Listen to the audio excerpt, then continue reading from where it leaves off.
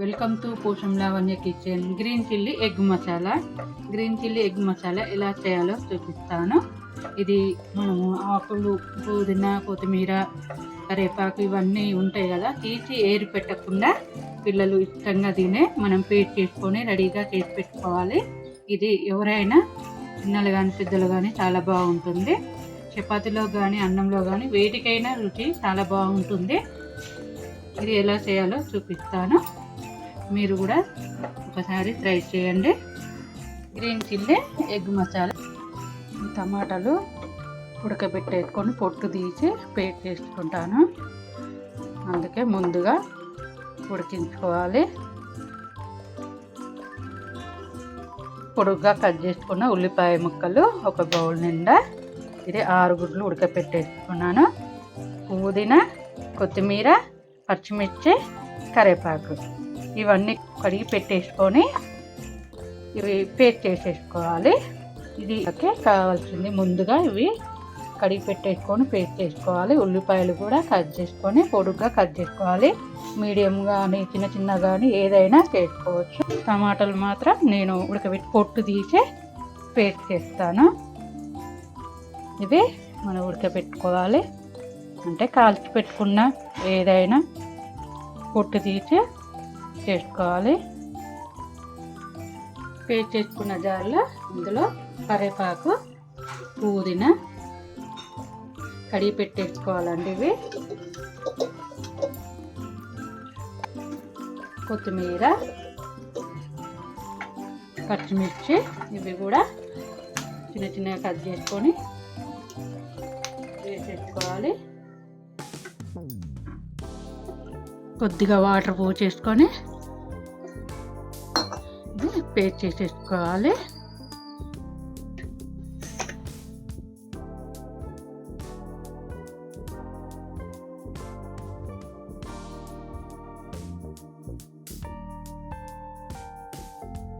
ఇవి కూడా ఉడికిపోయింది.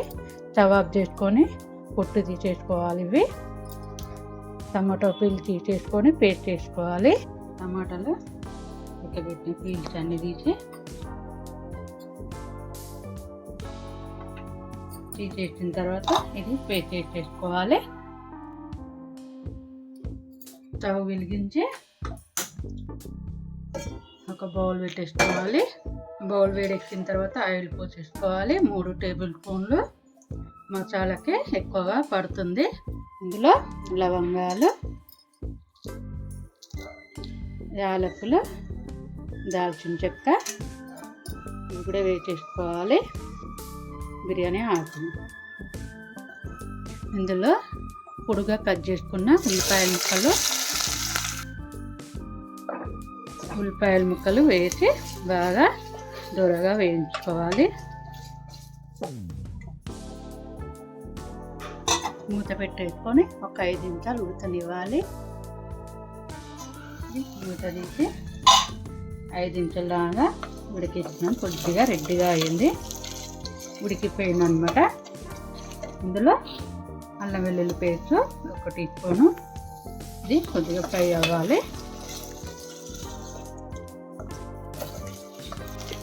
అల్లం వెల్లుల్లి పేస్ట్ ఫ్రై అయిన తర్వాత పసుపు 1 టీ స్పూను, టమాటాలు ఊరి చేసాం కదా ఆ పేస్ట్ వేసేసుకోవాలి.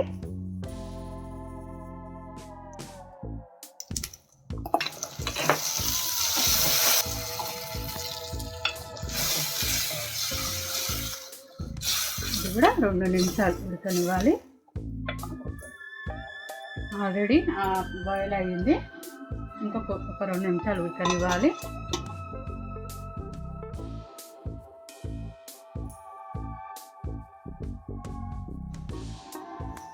ఉడకబెట్టిన ఎగ్లు ఇవి మధ్యలో ఘాటు పెట్టేసుకోవాలి. మసాలాలు అన్నీ ఇందులోకి ఇంగుతుందన్నమాట. అక్కడక్కడ ఘాటు పెట్టేసుకోవాలి.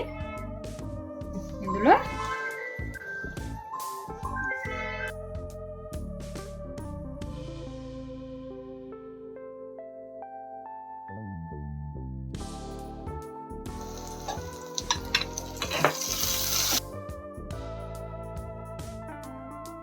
ఒక 2 నిమిషాలు అలాగే ఉంచేసుకోవాలి. మినిట్ అయింది. మనం పుదీనా, కొత్తిమీర, గ్రీన్ చిల్లీ ఇవన్నీ పేస్ట్ చేసాం కదా, అందులో వేసేసుకోవాలి. ఇందులోనే పచ్చిమిర్చి ఉంది కాబట్టి మన కారం వేయడం అవసరం లేదు.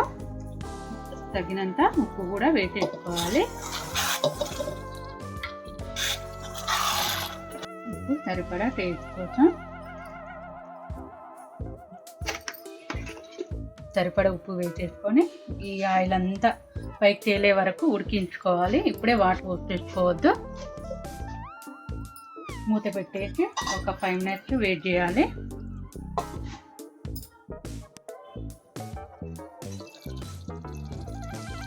ఆయిల్ అంతా పైకి తేలింది. ఒకసారి కలబెట్టేసి వాటర్ పోసేసుకోవాలి. పేస్ట్ చేసుకున్న బౌల్లో వాటర్ పోసేసుకొని ఆ వాటర్ పోసేస్తున్నాను. మీకు ఎంత కావాల్సిందో అంతగా వేసుకోవాలి. సరిపడా వాటర్ పోసేసుకోవాలి. పోసుకున్న తర్వాత ఇది జీలకర్ర పొడి, వేయించిన పొడి కొట్టుకోవాలి. ధనియాల పొడి 1 teaspoon, garam masala 1/2 teaspoon, మసాలాలన్నీ వేసేసి ఒకసారి కలిపి పెట్టేసుకొని, ఆల్రెడీ పుదీనా కొత్తిమీర వేసాం కాబట్టి బాగా కలిపి పెట్టేసుకొని మూత పెట్టి మరోసారి ఆయిల్ అంతా పైకి తేలే వరకు ఉడికించుకోవాలి.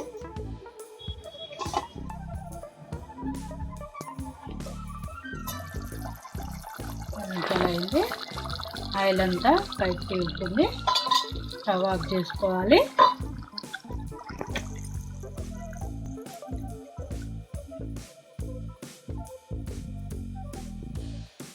Green chilli egg masala ready అయింది. ఒక బౌల్లోకి సర్వ్ చేసుకుందాము.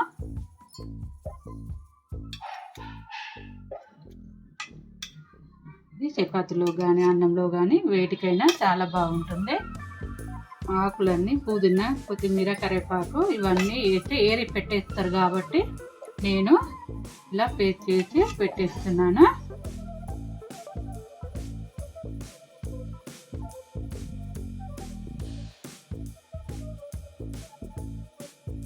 Green chilli egg masala ready.